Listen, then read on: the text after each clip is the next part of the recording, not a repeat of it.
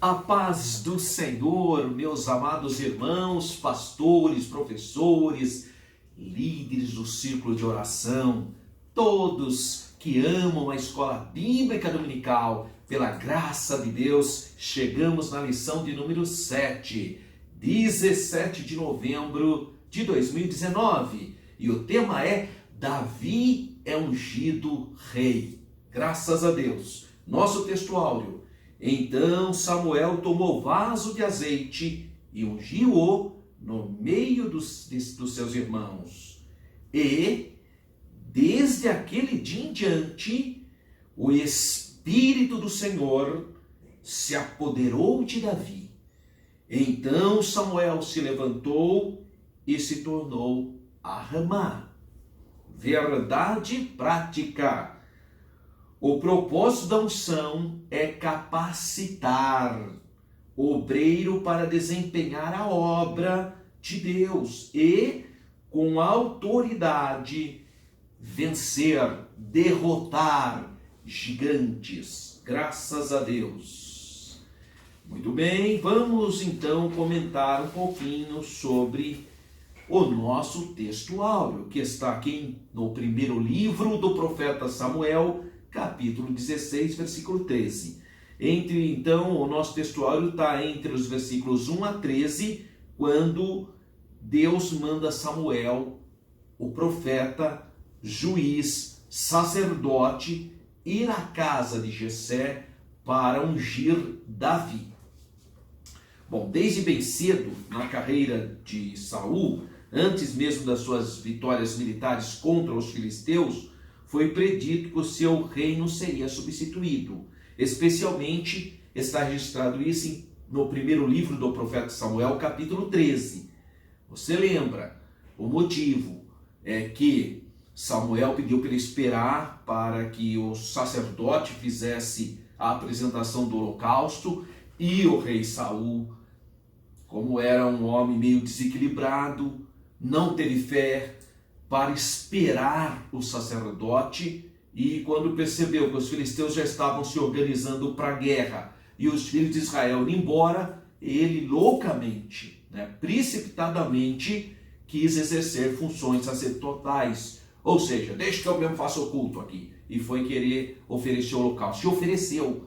Nesse momento chegou o pastor presidente, o sacerdote, o profeta, o juiz. E aí o profeta falou aquela palavra, que Deus havia então, iria substituí-lo. Tá? Então, havia já uma mensagem profética da substituição do trono de Israel. Mesmo nessa passagem, então, temos uma alusão a Davi. Por que nós temos uma alusão a Davi no primeiro livro do profeta Samuel, capítulo 13, versículos 13 a 14? Porque lá está escrito que Deus estava preparando alguém segundo o coração dele. E Davi é o homem segundo o coração de Deus. Ou pastor Alberto, professor Alberto, mas Davi não cometeu adultério, mas Davi não matou Urias, o Eteu, marido de Betseba. Fez tudo isso. Só que quando o profeta chamou a atenção dele, o que ele fez? Ele era o rei. Podia ter feito como fez Saul, que mandou matar os sacerdotes. Não. Davi reconheceu o seu estado pecaminoso. Porque, irmão, o caminho da vitória é você reconhecer onde você caiu. Se quer ser vitorioso, reconheça as suas limitações. Porque aí Deus te dá vitória. Por isso que fala de arrepender-se, E ele reconheceu o seu pecado. Então Deus percebe o ser humano segundo o coração de Deus. Não é o ser humano perfeito. O homem segundo o coração não é perfeito. O homem segundo o coração de Deus é aquele homem que tem sensibilidade espiritual para reconhecer a sua fragilidade. Olha o Salmo de número 51. Senhor, não me lances fora da tua presença, não retires de mim o teu Santo Espírito. Olha, o Salmo 51 mostra o homem segundo o coração de Deus, que não é perfeito, mas que tem sensibilidade espiritual para pedir perdão quando comete equívoco. Bom, Samuel então ungiu a Davi, que é uma história linda, está lá no primeiro livro de Samuel, capítulo 16. É encantadora essa história, porque os irmãos de Davi eram aparentemente muito mais capacitados, né? Eram jovens de exército, né? Jovens formosos, mas Deus escolheu o menor da casa de Jessé. Cuidado, hein? Porque eu já vi um pregador dizendo por aí que Davi era filho bastardo. Que bobagem, que bobagem. Não era coisa nenhuma. Não, Davi devia ser filho bastardo, porque ele fala aqui: em pecado concebeu minha mãe. Oh, meu Deus do céu, todos nós somos concebidos em pecado. O pecado original vem desse relacionamento. Só Jesus que é concebido por obra e graça do Espírito Santo e da Virgem Maria. Por isso que é perfeito. Então ali não tem a mácula do pecado original. Os demais, todos nós somos concebidos em pecado. Nós recebemos a mácula do pecado original. Então usar esse texto poético do Salmo 51 para justificar essa inferência é o maior absurdo que existe. Não, irmão, ele era filho legítimo de Jessé, de sua família, e tanto é que os irmãos consideravam ele irmão, sim, né? Havia aquela animosidade, porque Davi era um jovenzinho ainda, e eles achavam que Davi era, até para proteger Davi, eles não queriam que Davi estivesse ali no campo de batalha. E além do mais, por ele ser caçula, é natural os irmãos mais velhos querer proteger os menores. Então, é lamentável quem desenvolve essa teoria, essa inferência impossível, né? Na verdade, Davi era o menor da casa do seu pai, porque era o filhinho, o caçula, né? E a monarquia precisava de alguém que tivesse o caráter de Davi. Deus viu que aquele jovenzinho tinha postura, era crente, meu irmão. Essa é a verdade. Deus olhou e viu que esse menino realmente tinha temor de Deus, amava o Senhor, buscava o Senhor, cantava louvores ao Senhor. É isso que Jesus precisa, irmão. Precisa de gente valorosa, gente comprometido, gente que ama a Deus e que tem a vida de altar. É isso, irmão. E Davi tinha tudo isso. Então, Samuel ungiu o jovem Davi. Graças a Deus. Ele foi ungido com óleo santo, usado para ungir o segundo rei de Israel. Na verdade, isso ficou como uma tradição, né? Os reis de Israel e os sacerdotes eram ungidos com óleo santo. Você vê o Salmo 133, fala disso. Fala que é como óleo precioso que desce sobre a cabeça, sobre a barba de Arão. É a unção, né? Coisa bonita, né? Na verdade, Davi, quando ele faz o Salmo, ele está fazendo referências culturais e geográficas, né? Ele fala que a união dos irmãos é como o orvalho que desce de Hermon. Isso é uma referência geográfica, né? E como óleo precioso, esse óleo precioso era o óleo usado para ungir o sacerdote e o rei. Muito bem. Então, ele foi consagrado pelo Senhor, né? Coisa maravilhosa, para uma missão, né? E Davi é admirável, irmãos, porque ele tinha a chamada de Deus, ele tinha sido ungido, ele sabia que Deus tinha uma obra na vida dele, mas ele não vai querer matar o rei não, para ele virar rei, irmão. Olha só que interessante. Ele espera o tempo de Deus para a vida dele. Isso é uma das coisas mais difíceis na nossa vida, é esperar o tempo de Deus para nós. Isso é difícil. Um monte de gente tem feito besteira por causa disso. Tem chamada, tem unção, tem realmente, mas não sabe esperar. Aí estraga tudo. Aí aquilo que era para ser oficializado naturalmente, com razão sofre, porque é precipitado, porque não sabe esperar em Deus. Precisa aprender. O que é o Salmo? O Davi, ele fala isso mesmo, né? Esperei com paciência no Senhor. Ele podia dizer isso. Olha, irmão, que ele esperou, hein? Olha, teve momentos ali que se Davi quisesse, ele tinha matado Saul. E nós íamos até justificar o motivo, porque Saul não queria matá-lo. Saul não via perseguindo. Então, ali era uma questão ele podia ter legítima defesa. A gente, se Davi matasse Saul, a gente ia estar falando, não, mas também foi legítima defesa. Mas veja, irmão, que ele tinha temor de Deus, ele respeitava as autoridades. Ele falava, nunca eu vou fazer tal coisa com o ungido do Senhor. Olha que percepção, né? O homem segundo o coração de Deus, né, irmãos? E quando ele pegou lá a lança de Saul, que ele até cortou um pedacinho do vestido de Saul, ficou com o coração pesado. Falou, não devia ter feito isso, né? Ele é o pastor de Israel, né? Poxa, onde você viu ter feito uma coisa dessa? Então, um homem que tem discernimento espiritual. Davi sabia que ele era chamado por Deus. Ele tinha sido ungido pelo profeta Samuel. Ele sabia que Deus ia fazer ele rei. Mas ele não precipita, ele espera o tempo de Deus. 7 anos reinando em Hebrom. Depois ainda, quando ele tornou-se reconhecido pela tribo de Judá e de Benjamim, mas as outras 10 tribos não reconheciam ele não.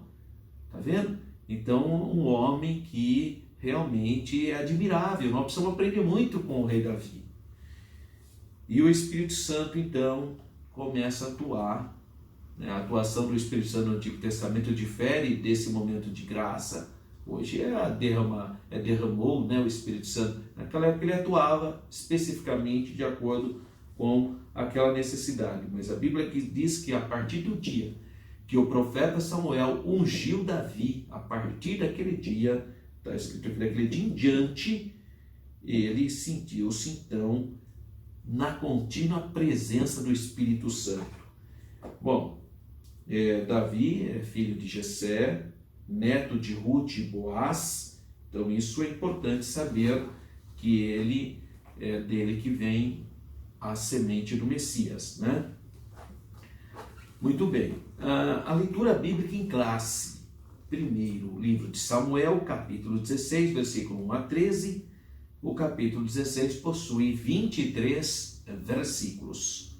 Objetivo geral: conscientizar que o propósito da unção é capacitar o obreiro. É igual o batismo no Espírito Santo, irmão. Por que a pessoa é batizada no Espírito Santo? Para ser testemunha. Batismo no Espírito Santo é revestimento de poder. Glória a Deus, que coisa maravilhosa, irmão. Se você não é batizado com o Espírito Santo, você tem que buscar, meu irmão. Se você é professor de escola bíblica, líder, né, de alguma atividade na igreja, você tem que pedir, você tem que desejar, você tem que querer, você tem que buscar se consagrar. Jesus, me batiza no teu Espírito Santo. Você precisa receber o revestimento de poder. Minha irmã, meu irmão, você tem que buscar. Então, nós temos que conscientizar que o propósito da unção era capacitar o obreiro para desempenhar a obra de Deus.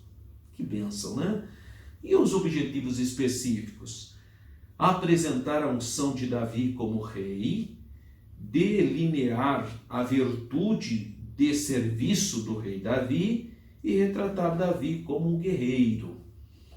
Temos uma interação aqui com o professor. Nós pentecostais ensinamos que tudo o que fizermos para a obra de Deus tem que estar na direção do Espírito Santo. É assim a nossa vida, irmãos.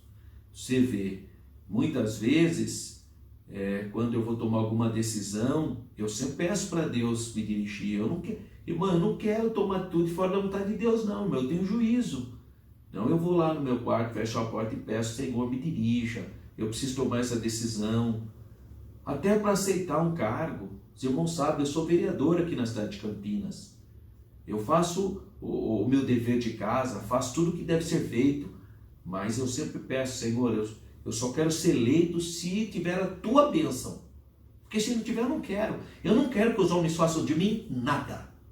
Eu quero sim que Deus faça a sua vontade. Porque o nosso desejo é estar no centro da vontade de Deus, irmãos. E eu não fico triste não, quando uma porta se fecha, graças a Deus por o Senhor ter me guardado. É assim que eu penso, irmão. Claro, eu faço o dever de casa, o que eu preciso fazer, eu me empenho, me dedico, mas é a vontade de Deus que tem, é soberana, graças a Deus. É o que o Senhor Jesus fez na oração. Seja feita a tua vontade, assim na terra como no céu. Porque, irmão, se você deseja muito uma coisa e você pede para Deus te orientar e as portas se fecham, você vai ter paz no teu coração. Você vai ter paz, irmão. Por isso que eu falo, eu não quero que os homens façam de mim o que eu não sou. Eu quero estar no centro da vontade do Senhor.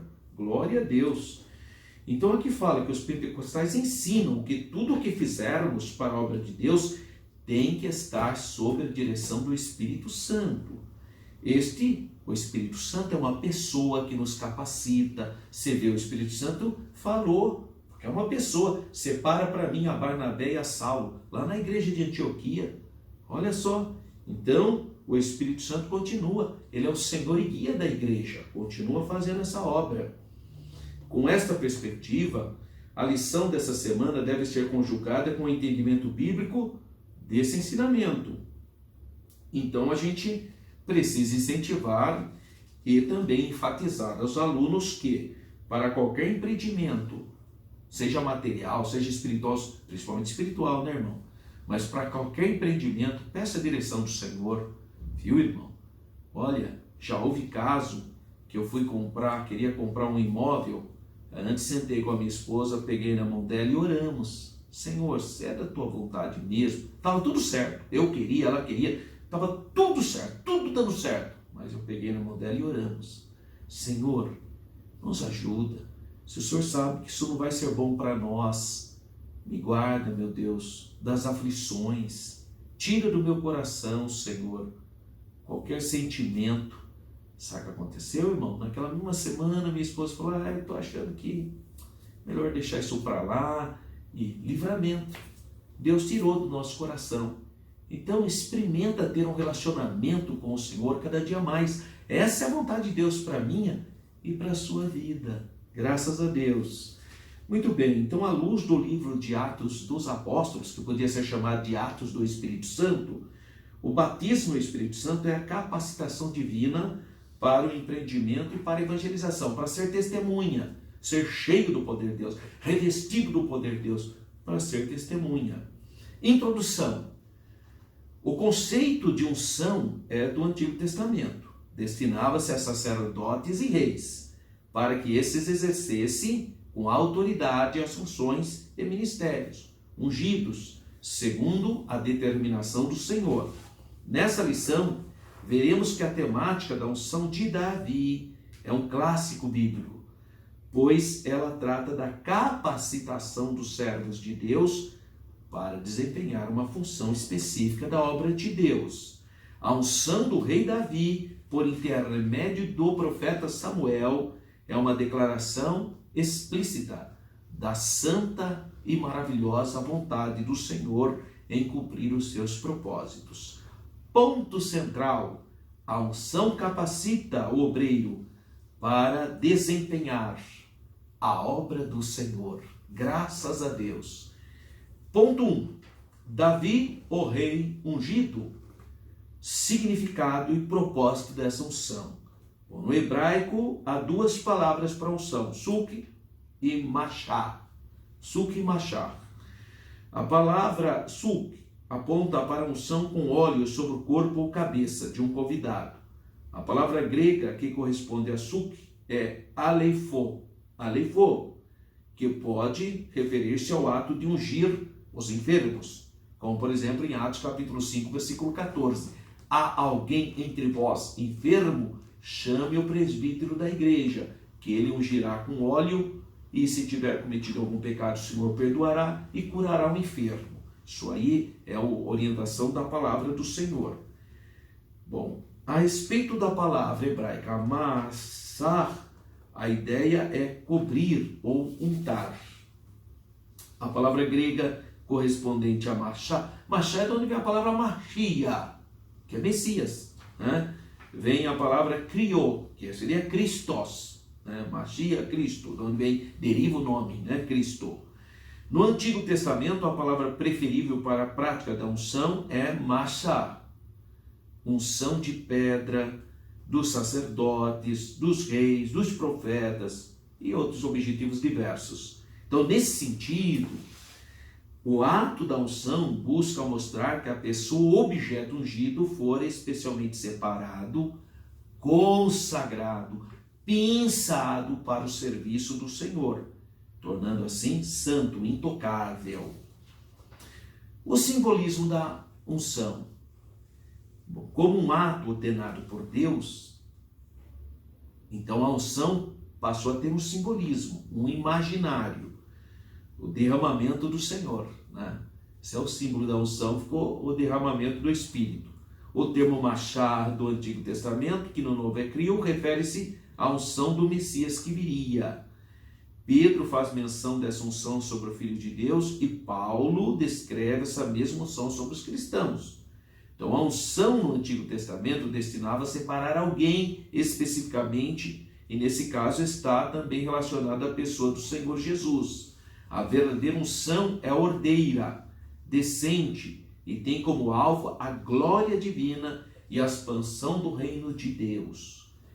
Meus irmãos, essa época de internet, eu vi um vídeo no Facebook de um irmão, coitado.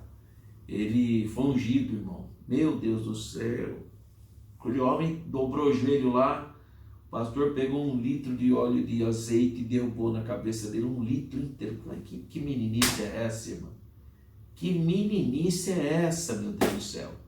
Então é essas coisas, sabe, exóticas que acontecem hoje no meio do povo de Deus. Tem cada... isso aí chama fé teatral. É um verdadeiro teatro, irmão.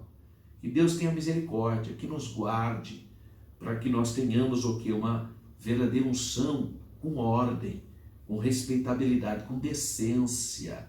E não como essa gente está fazendo essas coisas mais estranhas aí, né? E a unção sobre Davi. Alguns detalhes importantes cercam o livro de 1 Samuel, capítulo 16, versículos 1 a 13, pela ocasião da unção de Davi por Samuel. O autor sagrado destaca o sentimento humano de Samuel, o qual gostava muito de Saul. Mas o profeta estava na vontade do Senhor. Devido aos pecados de Saul, não poderia continuar como rei. Então Deus busca um novo rei e ele encontra na casa de Jessé. A Bíblia diz, achei Davi. Olha que coisa linda, né? O belemita, filho de Boaz, e Ruth, um dos seus filhos, para reinar. Conhecendo bem Saul, Samuel tinha consciência de que como que ele iria ungir Davi. Sabedor que Saul já estava desviado. E se Saul soubesse que ele ia fazer isso, ia dar uma confusão, né, irmão? Então ele, muito cuidadoso, foi para a cidade de Belém, com aquela perspectiva de oferecer holocaustos, e sabiamente, naquele contexto, ele fez a unção de Davi. Olha, o homem de Deus tem que ter sabedoria, né, irmãos? Para fazer as coisas com prudência. Resuminho do tópico 1. O ato da unção busca mostrar que a pessoa ou objeto ungido fora especialmente separado para o serviço do Senhor. Nós temos aqui um subsídio didático, pedagógico, sobre unção. E o tópico 2, Davi, o rei que era servo. Primeiro, ungido servindo. Então a unção de Deus não tira a nossa atitude de servos. Porque tem gente, coitada, que tem essa fraquezinha moral, né, irmão?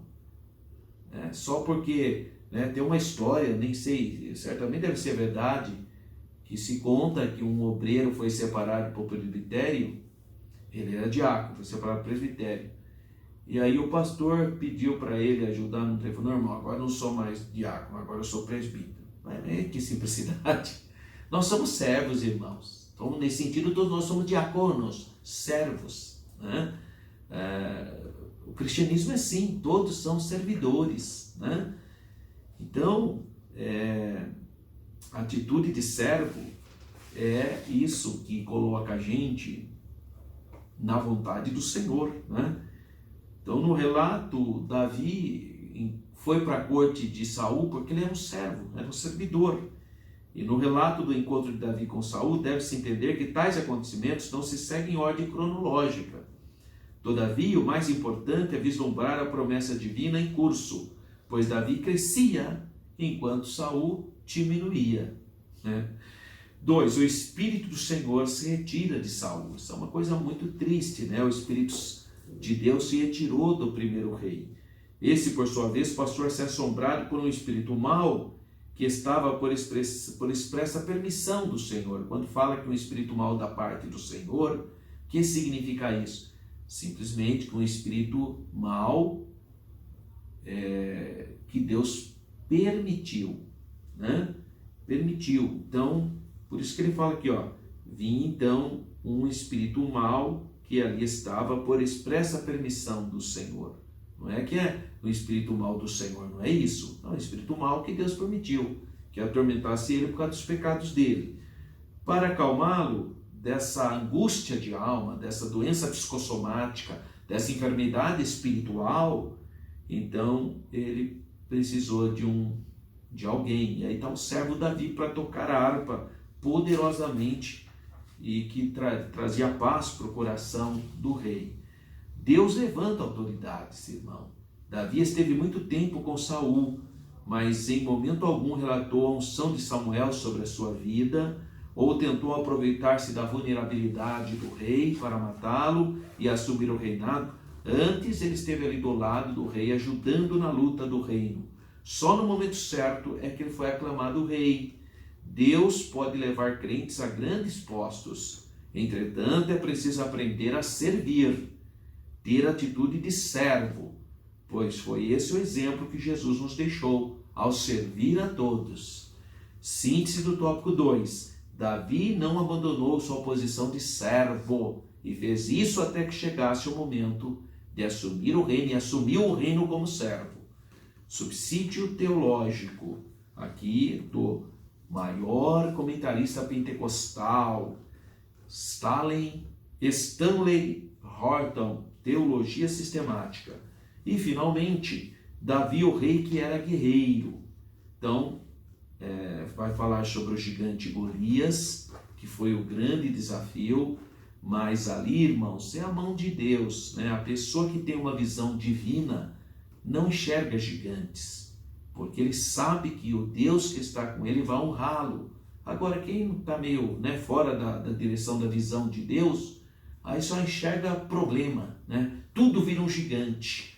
Mas Davi, ele viu esse desafio de maneira diferente e ele se propôs a lutar. Já que os filhos de Israel achavam incapazes, aí aparece um homem espiritual, aparece um homem de altar, de consagração, de adoração, que confiava no Deus de Israel. Ele confiava no Deus de Israel. Ele foi porque ele tinha fé no Deus de Israel. Por isso que ele faz o enfrentamento. Davi, ungido e cheio de fé, Davi continuava sua missão de servo. Ele não ficava permanentemente na casa, na corte, né? Mas sempre voltava para a casa do pai. Era jovem e não estava pronto para a guerra, isso aos olhos dos homens. Mas Deus usou essa impossibilidade humana para fazer a apresentação do futuro rei de Israel. A partir daquele dia que Davi derrotou o gigante Golias, ele ficou conhecido nacionalmente, irmãos. E mesmo com sua proposta, Saul não encontrou alguém que estivesse pronto a enfrentá-lo contra o gigante Golias. Então apareceu Davi. E graças a Deus que, apesar dos pesares, nesse sentido, Saul não foi rebelde, né? Saul teve, nesse caso, sensibilidade para ver um homem de fé para enfrentar o gigante. 3. As armas do garoto. Bom, basicamente o que ele usou? O que ele usava para proteger as ovelhas. O que ele usava para proteger as ovelhas? Ele usava o cajado e a funda. E foi exatamente esses equipamentos. Até Saul tentou ajudá-lo. Vamos pôr a couraça, o capacete aqui do rei e tal. Irmão, não adianta, você não funciona você pôr roupa dos outros para a guerra espiritual. É você que tem que se capacitar com as armas que Deus te deu para enfrentar o inimigo, irmão. Né? Agora a pessoa fica falando testemunho dos outros, fica falando dos outros, porque os outros... Não, irmão, você precisa ter vida, você precisa ter testemunho seu. O que Deus quer fazer na sua vida? Então procura ter vida com Deus. O cristão que deseja ser vitorioso contra as forças de Satanás precisa revestir de toda a armadura de Deus. E 4, o contraste de Davi e Golias, né? Humanamente era impossível Davi vencer Golias, porque ele era um homem guerreiro, de alta estatura, tinha as armas mais sofisticadas da época, né? Os filisteus conheciam a arte das armas do ferro, então, humanamente falando, ele era o mais capacitado. Agora, Davi não foi nessa perspectiva humana, Davi foi numa perspectiva espiritual. Ele estava enxergando uma guerra espiritual. Golias era um homem carnal, né? Então ele não entraria nesse combate com ideias de Golias que buscava manter a fama de grande guerreiro. Não é isso. Ele fala claramente: você vem com a espada e com o escudo. Eu vou a ti em nome do Senhor dos Exércitos. Glória a Deus, que coisa extraordinária. Nossas batalhas não devem ser pela busca de nossa glória, honra ou destaque pessoal, mas para a glória de Deus. Que lindo, né? Síntese do tópico 3. Davi derrotou o gigante Golias sobre a unção do Senhor. Há um subsídio bíblico, teológico, do comentário bíblico de Bacon, e nós temos então as considerações finais. Deus procura homens e mulheres para entregar-se grandes responsabilidades, ainda hoje. Ele não conta somente com a posição física, com posição social, com posição intelectual de alguém, mas para a sua condição espiritual. Isso é fundamental. Ter um coração temente ao Senhor. Foi dentre os filhos de Jessé que Deus serviu-se de um servo, segundo o seu coração, conforme o primeiro livro do profeta Samuel, capítulo 13, versículo 14. Portanto, Deus unge e separa pessoas simples, humildes, servos, para a sua obra, que estejam prontas para viver pela fé e que não temam enfrentar o inimigo, ler a palavra, orar, ter vida de altar, e Deus te usa para vencer os gigantes desse mundo. Que Deus continue abençoando a sua vida. Acesse o meu site, entra lá, www.professoralberto.com.br, e venha participar da nossa aula de capacitação para professores de escola bíblica dominical. Todo sábado, a partir das 16 horas, na Assembleia de Deus de Campinas, Rua Pastor Cícero Canuto de Lima, número 160, Parque Itália, Campinas, São Paulo. Você é o meu convidado. Que Deus continue abençoando a sua vida. Fique na paz do Senhor.